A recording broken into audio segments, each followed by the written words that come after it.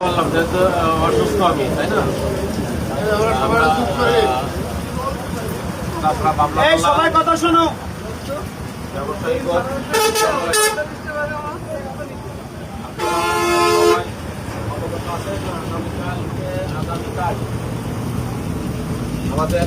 আমাদের প্রধানমন্ত্রী দেশের প্রধানমন্ত্রী, এখানে কোনো দল মত নেই, উনি সবার বাংলাদেশের প্রধানমন্ত্রী। আওয়ামী লীগ, জাতীয় পার্টি, জামাত কোনো কিছু নেই। আমরা তো আমাদের সবার প্রধানমন্ত্রী।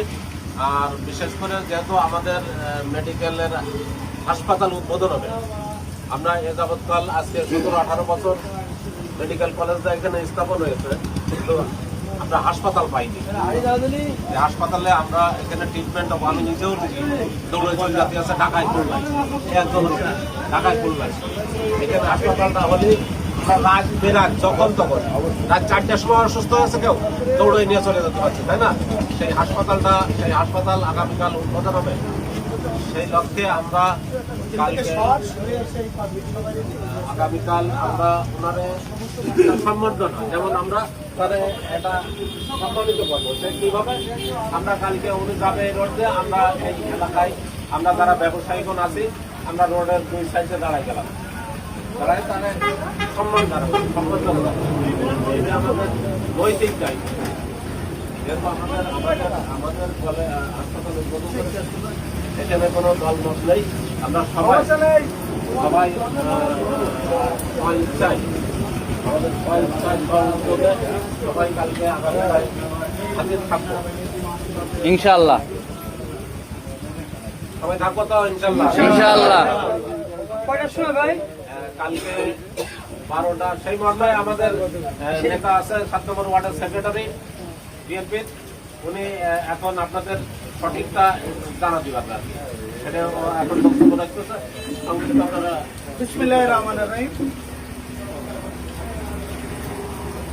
বাংলাদেশ সরকারের মাননীয় প্রধানমন্ত্রী 27শে এপ্রিল যশোর আগমন উপলক্ষে আমরা আজকের এই বাবলাতলা মৎস্য ব্যবসায়ীদের সাথে কৌশল বিনিময় হিসেবে আমার সাথে বড়ুয়া বিএনপির পক্ষ থেকে আপনাদেরকে শুভেচ্ছা জানাচ্ছি। আমার বন্ধু মাহবুব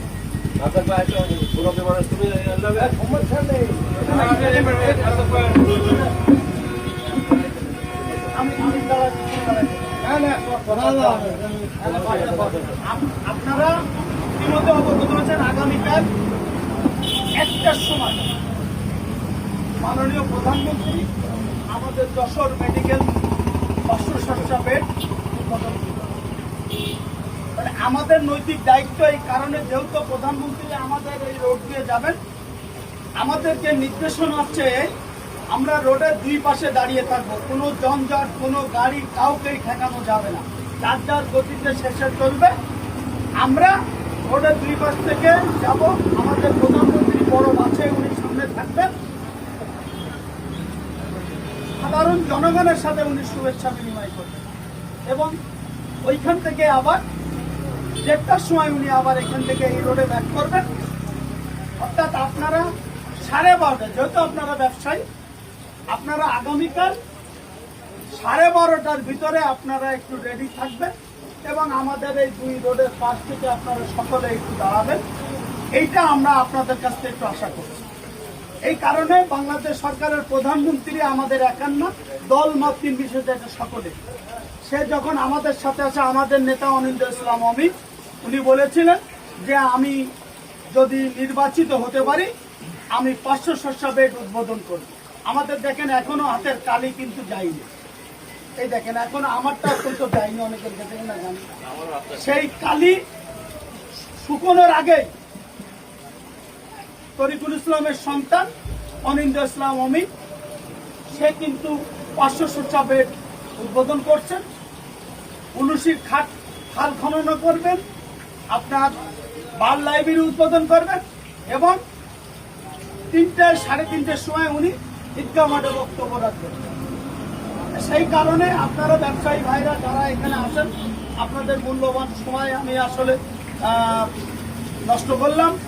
আপনারা আগামীকাল একটু 12:30টার ভিতরে 12:30টার ভিতরে আপনারা সকলে মনে করেন কালকে আমরা একদিন না একটু ব্যবসা নাই করবো, 12টার সময় তো আমাদের কাজ থাকে না, যদি এই করে দেখা যাচ্ছে বাইরে যাবো এই করবো 12:30টার ভিতরে কাজ থাকে না ওই সময়। ব্যবসায়ীটা তাহলে ওটা না থাকলে আরো ভালো হলো। আপনারা আপনাদের দ্রুত সকালে ব্যবসাটা ই করে সকালে দ্রুতটা আপনারা ব্যবসাটা শেষ করে নেবেন, করে আপনাদের আমরা আমাদের জন্য একটু সময় দেবেন। এই আচ্ছা আপনাদের কাছে দাবি, এই কারণে আজকে সকালবেলা ছুটে আসছি। আমরা আরো বিভিন্ন কর্নারে আমরা বিভিন্ন জায়গায় যাব, একাধিক প্রোগ্রাম আমাদেরকে আছে। আপনারা সকলে কালকে সকালে আমাদের একটু সময় দিবেন তো? ইনশাআল্লাহ। আলহামদুলিল্লাহ। এই বলে আমরা আজকের এই পথসভা এখানে শেষ করছি। আপনারা সকলে ভালো থাকেন, আমাদের জন্যও দোয়া করবেন। ইনশাল্লাহ আপনাদের আপাত বিপদে আমাদের আপাত সকলে যাতে আমরা একসাথে মিলে যেতে থাকতে পারি। এই বলে আমি আজকের এই সমাবেশ এখানেই সমাপ্তি ঘোষণা। ইনশাআল্লাহ।